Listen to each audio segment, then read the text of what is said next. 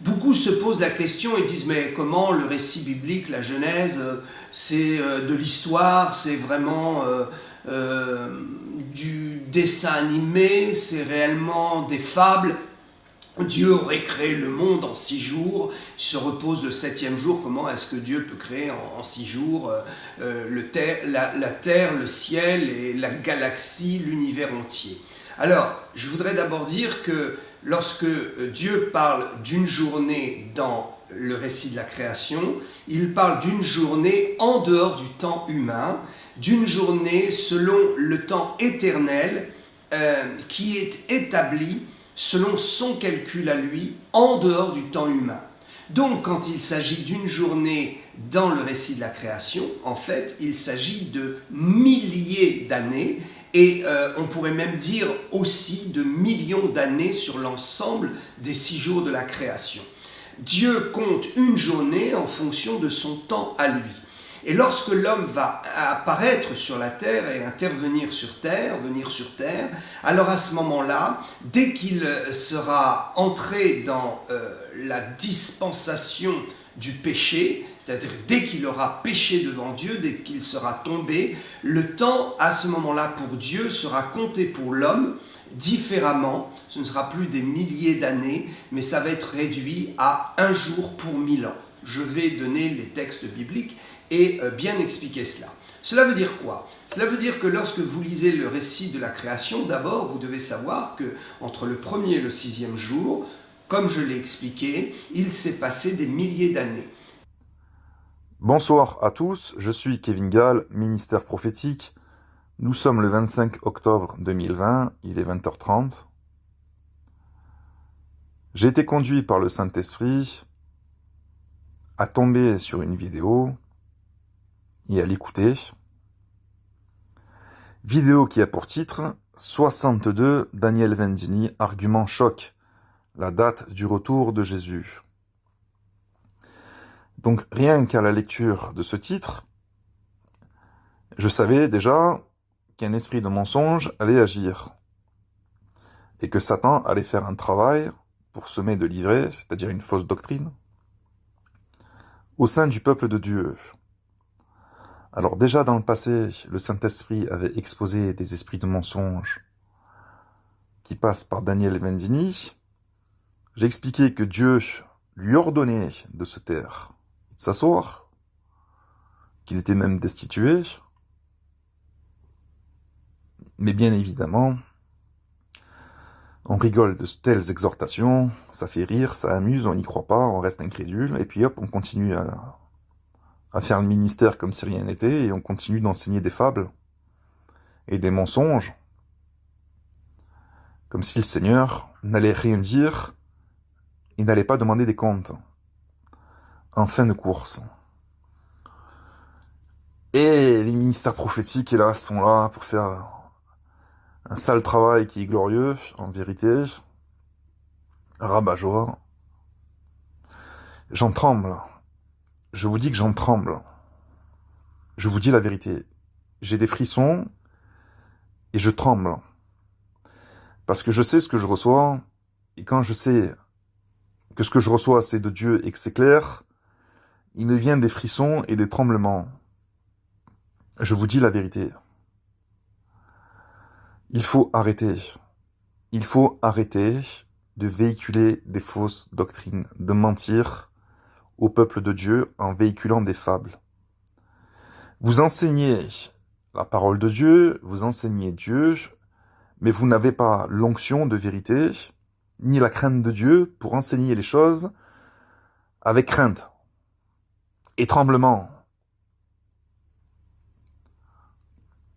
Ça se voit, ça se sent, ça se perçoit et ça s'entend, parce que ce que vous dites est faux.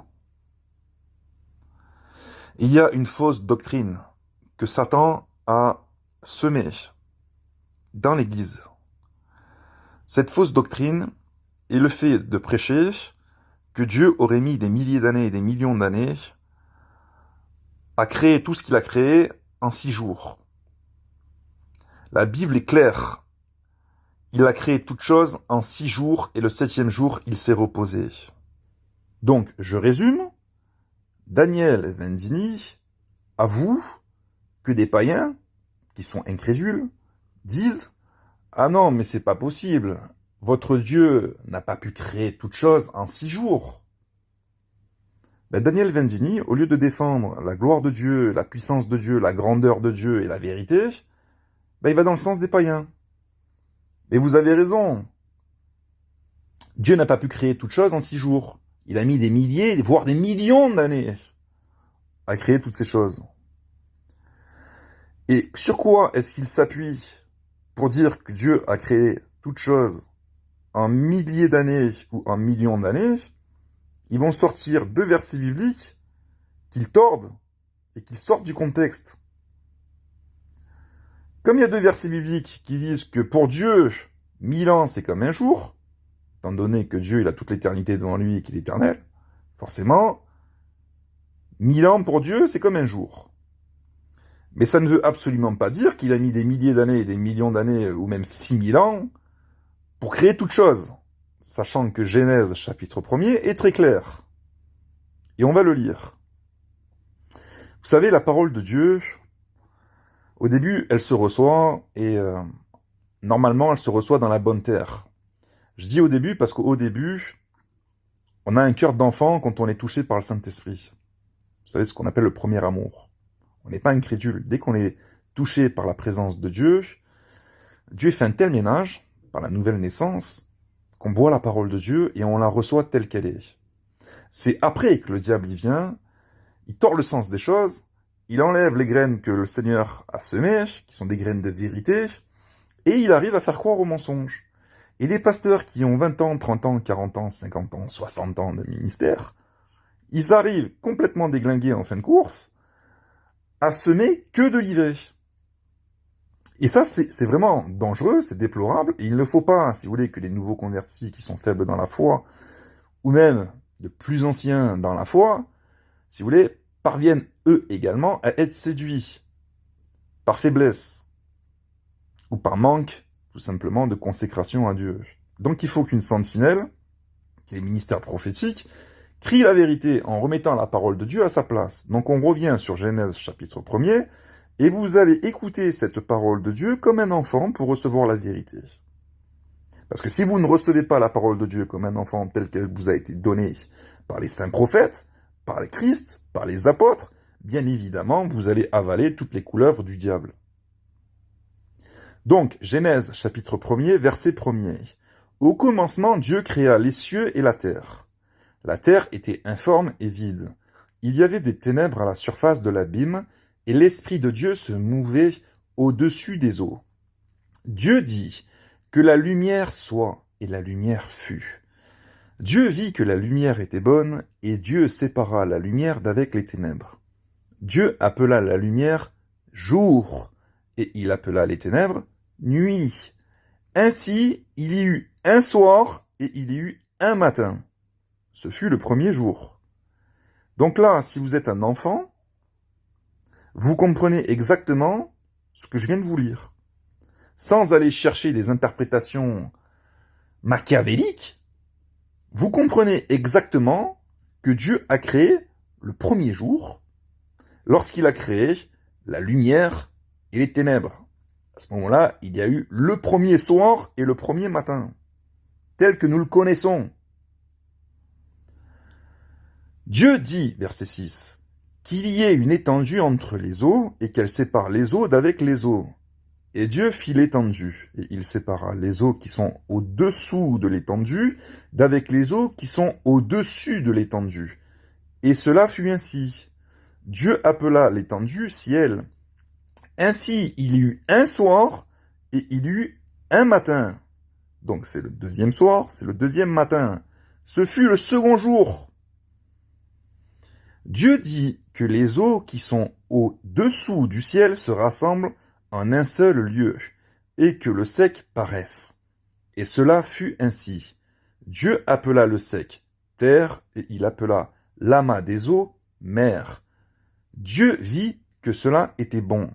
Puis Dieu dit que la terre produise de la verdure, de l'herbe portant de la semence, des arbres fruitiers, donnant du fruit, selon leur espèce, et ayant en eux leur semence sur la terre. Et cela fut ainsi. La terre produisit de la verdure, de l'herbe portant de la semence, selon son espèce, et des arbres donnant du fruit, et ayant en eux leur semence, selon leur espèce. Dieu vit que cela était bon. Il y eut un soir, il y eut un matin. Donc on en est au troisième soir, au troisième matin, ce fut le troisième jour, tel que nous le connaissons humainement sur cette terre. Dieu dit qu'il y ait des luminaires dans l'étendue du ciel pour séparer le jour d'avec la nuit. Pour séparer le jour d'avec la nuit. Que ce soit des signes pour marquer les époques, les jours et les années, et qu'ils servent de luminaires dans l'étendue du ciel pour éclairer la terre, et cela fut ainsi. Dieu fit les deux grands luminaires, le plus grand luminaire pour présider au jour, le plus petit luminaire pour présider à la nuit. Et il fit aussi les étoiles. Dieu les plaça dans l'étendue du ciel pour éclairer la terre, pour présider au jour et à la nuit, pour séparer la lumière d'avec les ténèbres. Dieu vit que cela était bon, ainsi il y eut un soir et il y eut un matin. Ce fut le quatrième jour. On voit bien que Dieu a créé le soleil et la lune, exprès pour différencier le jour et la nuit. Il y eut un soir, il y eut un matin. Ce fut le quatrième jour. Il n'y a pas d'histoire de milliers, de millions d'années entre chaque jour ici. Hein. Allô hein. Dieu dit que les eaux produisent en abondance des animaux vivants et que des oiseaux volent sur la terre vers l'étendue du ciel. Dieu créa les grands poissons et tous les animaux vivants qui se meuvent et que les eaux produisirent en abondance selon leur espèce. Il créa aussi tout oiseau ailé selon son espèce. Dieu vit que cela était bon. Dieu les bénit en disant « Soyez féconds, multipliez et remplissez les eaux des mers et que les oiseaux multiplient sur la terre. » Il y eut un soir, il y eut un matin, ce fut le cinquième jour. Donc le cinquième jour, on voit que les animaux paraissent sur la terre. Ça n'a pas pris des milliers d'années et des millions d'années pour Dieu pour créer les animaux sur la terre. N'allez pas dire que ça a pris à Dieu des milliers et des millions d'années pour créer des animaux, même pour créer toute chose. Vous allez l'irriter, je vous dis que vous allez l'irriter. Il s'irrite déjà. Je fais cette vidéo avec l'irritation du Seigneur parce que sinon je fais autre chose. Dieu dit que la terre produise des animaux vivants selon leur espèce, du bétail, des reptiles, des animaux terrestres selon leur espèce, et cela fut ainsi. Dieu fit les animaux de la terre selon leur espèce, le bétail selon son espèce, et tous les reptiles de la terre selon son espèce, selon leur espèce.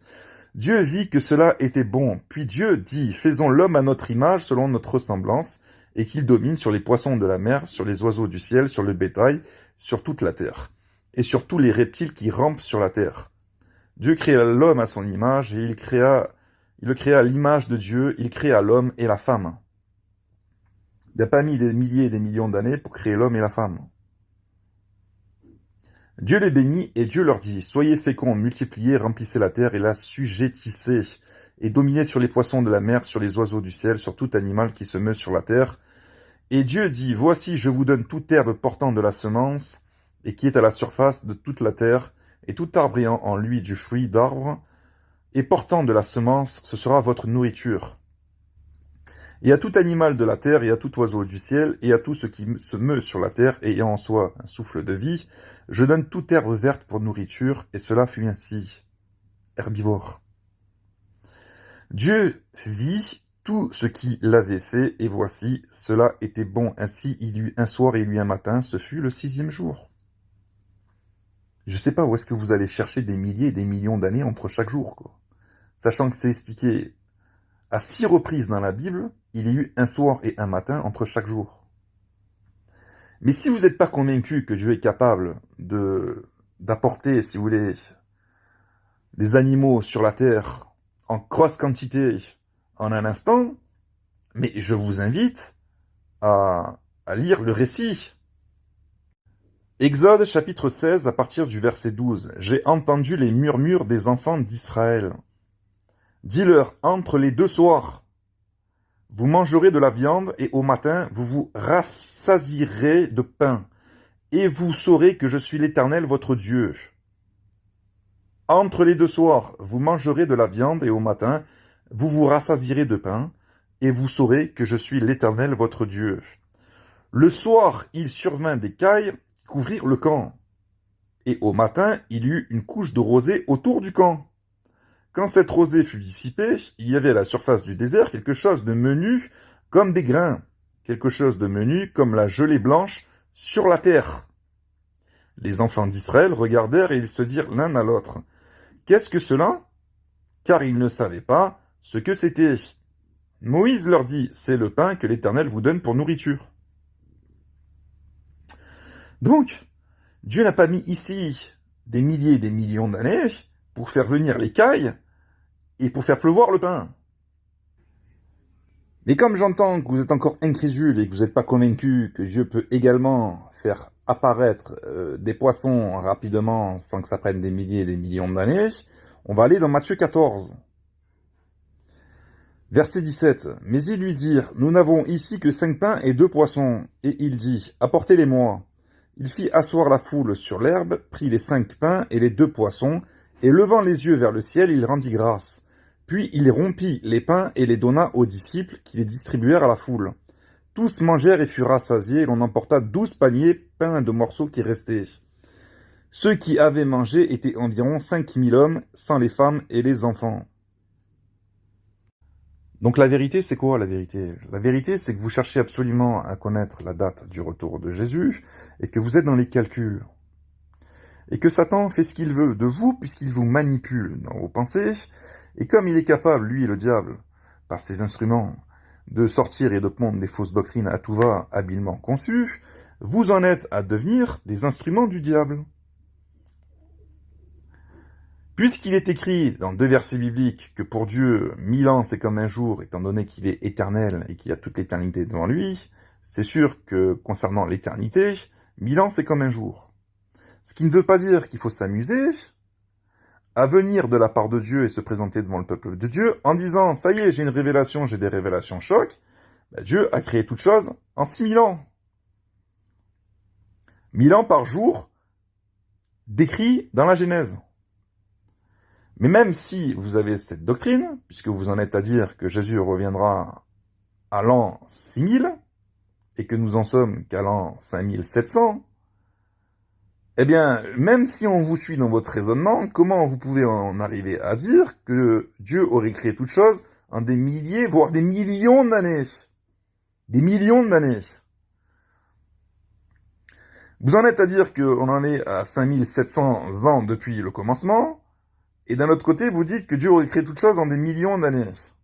Donc vous perdez vous-même, vous savez même pas ce que vous dites, il n'y a rien de cohérent, il n'y a rien de logique, et tout simplement parce que vous en êtes à écouter les fables des uns et des autres au lieu de lire simplement la Bible comme un enfant. Donc quand je dis qu'il y a des esprits séducteurs et mensongers qui agissent, et qui sont là pour vous rendre neuneux, j'utilise le mot neuneux, qui est bien ce mot, il est bien ce mot, il est gentil. Il est gentil. Parce que vous paraissez gentil. Mais en vérité, vous n'êtes pas gentil, vous êtes méchant. Aux yeux de Dieu, vous êtes méchant. Quand vous en êtes à prendre sa gloire, sa grandeur, sa puissance, et la vérité, révélée, et à dire, ah ben non, Dieu, il est pas grand, il est petit, il lui faut pas un instant pour amener les cailles, ni le pain, ni la création, ni les animaux, ni les reptiles, ni Adam, ni Ève, etc. Il lui faut pas un instant. Il lui faut des milliers et des millions d'années pour aller dans le sens des païens. Vous êtes des méchants devant Dieu. Et en plus, vous faites ça devant le peuple de Dieu. C'est-à-dire que vous faites tomber les mal-affermis. Et Dieu sait qu'il y en a des mal-affermis. Donc, l'esprit prophétique de Dieu, il dit quoi dans cette histoire? Il vous avertit. Et quand je dis que je tremble, ce n'est pas des blagues. Qu'est-ce qui me fait trembler? Il y a le Saint-Esprit, mais il y a quelque chose de plus que le Saint-Esprit en lui-même, en fait. Disons que j'ai envie de dire, c'est pas quelque chose de plus, mais il y a quelque chose de plus précis que le Saint-Esprit. C'est la crainte de Dieu, en fait, qui m'anime. Quand je fais ces vidéos, il y a de la sainte colère que vous ne comprenez pas. Et d'ailleurs, je me demande si vous allez la comprendre un jour, cette sainte colère. Qui pousse à vous avertir. Parce que vous n'hériterez pas le royaume de Dieu. Rien que ça, ça vous condamne. Vous croyez que c'est rien devant Dieu, parce que vous n'êtes pas à la place de Dieu. Vous croyez que c'est rien devant Dieu, parce que vous êtes orgueilleux. Vous n'êtes pas à la place de Dieu. Vous ne comprenez pas les offenses que vous faites au Seigneur. Vous ne les comprenez pas. Vous ne savez pas ce que vous faites. Exactement ce que Jésus a dit aux pharisiens. Vous ne saisissez pas la dangerosité de ce que vous dites. Alors vous allez rigoler. On vous avertit, on vous exhorte. Ça m'amuse pas. Il n'y a rien qui m'amuse, moi, dans ça. Je passe mon temps à dire que j'ai envie de faire autre chose, mais je peux pas. Il n'y a pas d'orgueil. Dieu sait. Dieu le sait. Vous avez prêché qu'on ne peut pas perdre le salut. Là, vous prêchez que Dieu a mis des milliers, des millions d'années. Vous allez dans le sens des païens. Au lieu d'amener les païens à la foi, à la vérité, vous-même, vous êtes incrédule. Vous êtes incapable de comprendre et de croire que Dieu a créé toute chose en 6 jours. 6 jours. 6 soirs, 6 matins. Tel que nous le connaissons. Vous allez chercher des raisonnements, mais je ne sais pas comment vous faites. Je ne sais pas comment vous faites. Mais en vérité, je sais comment vous faites. Mais j'ose pas vous le dire, de toute façon, vous n'allez pas le croire. C'est même pas la peine. C'est même pas la peine d'essayer. J'essaye. Je le fais plus pour ceux qui écoutent, de manière à ce qu'ils se détournent, que pour les enseignants qui sont pas appelés, qui ont des esprits de mensonge, qui ont des esprits de séduction, qui ont la parole habile à véhiculer des fausses doctrines. Ils vont chercher des textes à droite, à gauche, Pierre, Jean, Paul, Jacques, etc., pour faire dire ce que Dieu ne dit pas. On n'a pas besoin de connaître la date précise du retour de Jésus. C'est pas ça que Jésus a donné. C'est pas la date précise. Il a donné des signes précurseurs de son retour. Mais est-ce que vous êtes plus grand que Jésus pour trouver des dates là où il n'y a pas de date à savoir, à connaître? Jésus lui-même ne connaît pas le jour et l'heure. S'il ne connaît pas le jour, donc il ne connaît pas la date. Vous voulez donner des dates. Est-ce que vous savez ce que c'est qu'une date au moins? Vous utilisez des mots ou vous ne comprenez pas ce que ça veut dire? Une date. Argument choc. Vous allez périr. Je vous dis que vous allez périr. Vous ne croyez pas ce que je vous dis parce que vous êtes incrédule. Vous allez périr. Vous entendez ce que je vous dis? Si vous continuez comme ça, au lieu de vous taire et vous asseoir, vous allez périr. Ça vous amuse? Vous voulez continuer? Continuez. Les m'as-tu vu, les costards, les chemises qui brillent, les hop, on fait des vidéos, on se filme, hop, le maximum de vues, et viens mon frère, venez l'église, on va chanter le Seigneur. Vous écoutez rien.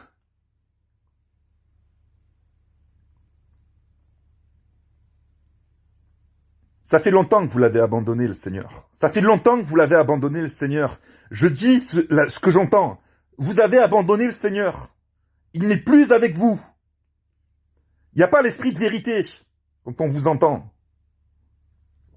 On ne sent pas la crainte de Dieu. Il y a les ballons, il y a les paillettes, il y a les strass, il y a le cirque. Je répète et je rabâche constamment les mêmes choses.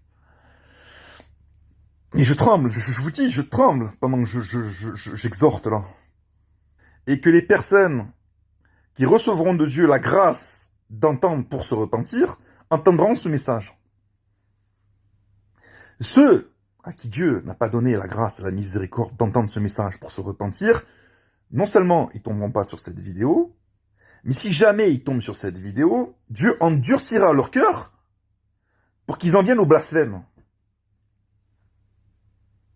Ils vont dire que c'est moi qui suis animé d'un esprit démoniaque, d'un esprit agité.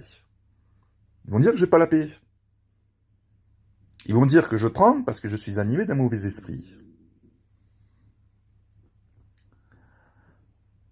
Vous êtes en danger. Vous êtes en danger. Ce qui est choquant là-dedans, c'est le jour, si Dieu le permet, le jour où vous allez réaliser que vous êtes sur un chemin de perdition et que Dieu vous dit de vous taire et de vous asseoir depuis longtemps. Ça va être choquant. Mais il vaut mieux que ça vous arrive sur la terre pendant votre pèlerinage terrestre que d'avoir l'argument choquant du Seigneur qui sera de vous dire « Je ne vous connais pas. Je ne vous ai jamais connu. »